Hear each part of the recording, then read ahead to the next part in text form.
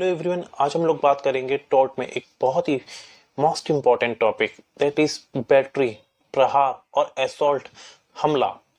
शुरू करते हैं प्रहार से। प्रहार की अगर डेफिनेशन की बात करें तो एक बहुत ही फेमस ज्यूरिस्ट साइमन ने इसकी परिभाषा को लेकर यह कहा कि जब एक व्यक्ति बिना किसी विधिक औचित्य के, बिना किसी लीगल अथॉरिटी के किसी दूसरे व्यक्ति पर आशयपूर्वक या ज्ञानपूर्वक, इंटेंशनली और नोइंगली दूसरे व्यक्ति पर बल का प्रयोग करता है, फोर्स को यूज करता है, तो वह प्रहार करता है, यह कहा जाएगा। फॉर एग्जाम्पल, जब एक व्यक्ति बिना किसी लीगल अथॉरिटी के किसी दूसरे व्यक्ति को धक्का दे देता है, तो यहां पर धक्का देना प्रहार की श्रेणी में आएगा। प्रहार को आईपीसी के सेक्शन 350 में भी डिफाइन किया गया है, that is criminal force.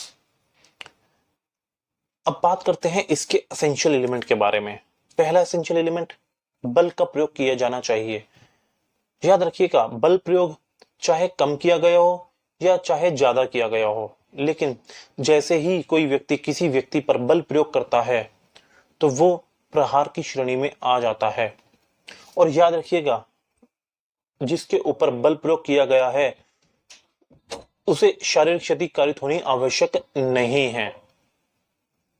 For example, जब एक व्यक्ति किसी दूसरे व्यक्ति को धक्का देता है और जिसे धक्का दिया गया है वो अपने बैलेंस को कंट्रोल कर लेता है और उसे कोई भी शारीरिक क्षति कारित नहीं होती, तो जैसे ही उसे कोई भी शारीरिक क्षति कारित नहीं हुई, लेकिन जिसने धक्का दिया वो प्रहार की श्रेणी में आ गया। दूसरा एसेंशियल एलिमेंट, बल प्रयोग विधि विरुद्ध या बिना किसी विधिक औचित्य के दिया जाना चाहिए।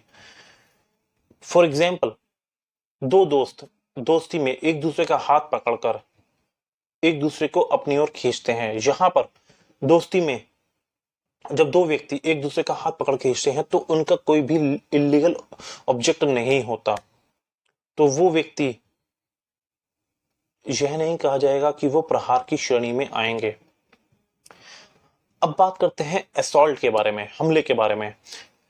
असॉल्ट की डेफिनेशन को लेकर एक बहुत ही famous jurist that is professor Windfield ने यह कहा कि एक्यूज्ड और डिफेंडेंट के उस एक्ट को, उस कार्य को हमले की श्रेणी में रखा जाएगा जिससे विक्टिम या प्लेंटिफ को यह आशंका कारित होती हो कि एक्यूज्ड या डिफेंडेंट उसके ऊपर प्रहार करने ही वाले हैं।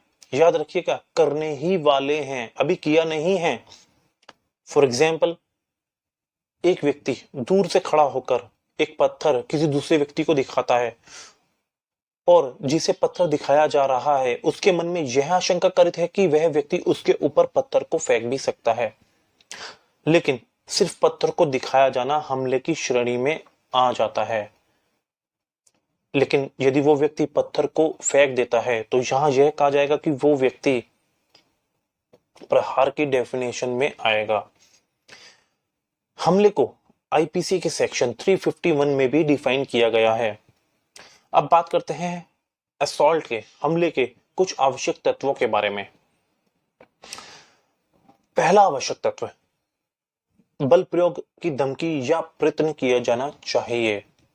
सिर्फ प्रयत्न से ही कोई व्यक्ति हमले की श्रेणी में आ जाता है।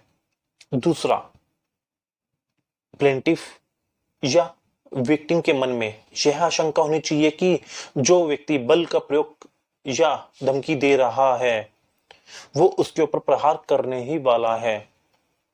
तीसरा, एक्यूज्ड या डिफेंडेंट ऐसी स्थिति में होना चाहिए कि वह तुरंत बल का प्रयोग कर देगा या उसके ऊपर प्रहार कर देगा। चौथा, बल प्रयोग किसी आशय या ज्ञानपूर्वक किया जाना चाहिए। फॉर एग्जाम्पल, इसके थोड़े से डिफरेंस की बात करें तो जब एक व्यक्ति किसी दूसरे व्यक्ति को मुक्का दिखाता है तो यहां पर मुक्के को दिखाना, सिर्फ दिखाने मात्र से ही वो हमले की श्रेणी में आ जाता है, लेकिन जैसे ही वो व्यक्ति किसी दूसरे व्यक्ति को मुक्का मार देता है तो मुक्के को मारते ही वो प्रहार की श्रेणी में आ जाता है। दैट मीन्स यहां यह कहा जाएगा कि हमला प्री कंडीशन है एंड द प्रहार बैटरी पोस्ट कंडीशन है, क्योंकि हमले में सिर्फ मुक्के को दिखाया जा रहा है। दैट मीन्स पहले दिखाया जाएगा और बाद में मारा जाएगा। दैट मीन्स दिखाया जाना प्री कंडीशन है और मारा जाना पोस्ट कंडीशन है, बाद की परिस्थिति है। और असॉल्ट और बैटरी के बारे में इतना ही। Thank you so much.